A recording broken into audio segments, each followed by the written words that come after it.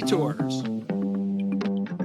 Brought to you by Sports and Spokes, the magazine for wheelchair sports and recreation. More than 7 decades have passed since the University of Illinois created the first program exclusively designed for adaptive athletes to reach their full potential both athletically and academically. The school's long-running tradition of excellence has produced a total of 148 Paralympians since Rome 1960. Two-time Paralympian Jenna Fesemyer shares what her years at Illinois have meant to her and so many others. U of I has a really long legacy of champions. Scott Hollenbeck, Gene Driscoll, Tony Anigas, I mean, so many. Marty Morse, legendary coach, and now he's passed that along to Adam. What wisdom have you taken out of that program, and what has that program done for you as an athlete and a student? My biggest takeaway from the program is to create a foundation of physical activity and exercise for life. And so that's something that we really promote within our program, is to have the physical literacy, to have the tools and strategies to train even when we're retired from professional sport. And so I think that's the biggest lesson that anybody could take away from sport. You could have had a lot of different options. You could have been one of the AMP runners, you could have played basketball, but instead you took to track. What was it about this sport that stood out above the others? Well, Bob, I like choices, and for wheelchair athletes, we get the opportunity to race the 100, 400, 800, 1500 meter, 5000 and marathon, whereas my classification only offers the 100 meter and the long jump. And so at that time, when I was deciding in high school, I wanted more opportunities to go fast. And for me, that was wheelchair racing. And luckily, I love it too. So as you were leaving high school, was this something that you sought out, the U of I, or did your parents push you in that direction? How does a move like that take place? Yeah, I started wheelchair racing when I was a sophomore in high school. And so very quickly in the process, your junior year, you start looking at colleges, right? And so I knew that if I wanted to continue wheelchair racing, I needed to go to the best program in the country.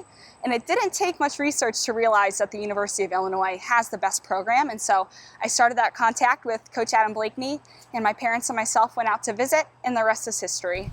So many demands at the U of I. It's not like you just go there and they just throw you a free bone. I mean, they expect you to carry a full load and be an athlete at the same time. How healthy is that? It's worked out pretty well for me. I'm on to my third degree. I'm entering my third year getting my PhD, and that was one of my philosophies that I've had from when I started the sport, is that for as long as I'm in the sport, I'd like to be a student as well, and I think they complement each other quite well. So you mentioned all the options, the 1, 4, 8, 15, 5. You seem to do them all. Which event do you tend to gravitate to, and which one's your favorite and why? I want to give you a political answer. I like the 1500 meter. No, I want the honest answer. The honest answer. I like the 1500 meter, 5000 and marathon. I really do. It's fun, especially now, 2024 in wheelchair racing. We have the strongest women's field we've ever had. And so the depth of the field is really exciting. And so I'm happy to contribute to that, the strength of the field. We'd like to take a minute to thank our sponsor, Sports and Spokes magazine. For nearly 50 years, they've produced stories on iconic athletes performing at the top of their game, given generational coverage of sports dating back to the 1970s, and they've shown the way with exciting and timeless magazine cover shots. To stay on top of all the latest news from the world of high-performance adaptive sports, go to sportsandspokes.com. Sports and Spokes, the magazine for wheelchair sports and recreation. Not that any of the events don't require a certain amount of suffering. I mean, you got to go out and train, whether you're doing the 1, 2, 4, 8, 50. But when you get up over into the 15, the 5, and the marathon, you're really talking about having to put in a significant commitment. Is there some enjoyment in that level of suffering? Yes, and every day. Yep. How so?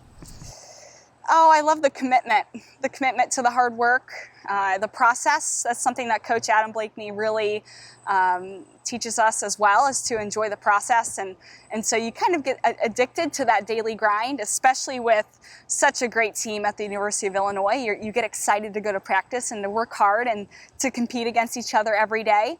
And that's what motivates me. The talent pool in the women's field is growing ever bigger. There's new names coming on the horizon on a regular basis, and even a couple of old names. One of your alums, Tatiana McFadden and Susanna Scaroni, still running strong. The women's field is, like I said, stronger than ever. It's tough. Absolutely, it is. It is. It's exciting. It's a really exciting time for Paralympic wheelchair track, and happy to be a part of this era. Looking back, I see in Tokyo you had a 7th, a 6th, and an 11th, and I don't know. I mean, for you, was that satisfying enough to come out there, or is there something more for you that you want? Is the end goal having to have a medal, or is maybe just the competition sometimes enough? The end goal is to meet my potential in the sport, and I don't think my results from the Tokyo Paralympics reflect that. And I am excited to see what these next couple months bring, especially with the Paris Paralympics and the fall marathons, to see if I can continue to push that boundary, or that standard I have for myself. At what point will you call it a day? Will you go as far as LA 2028?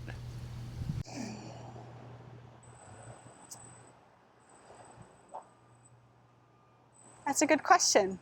I think I'll know when it's time. But for right now, I'm really having a lot of fun, and I get to see another year, another fall season of racing, and I'm really thankful for that.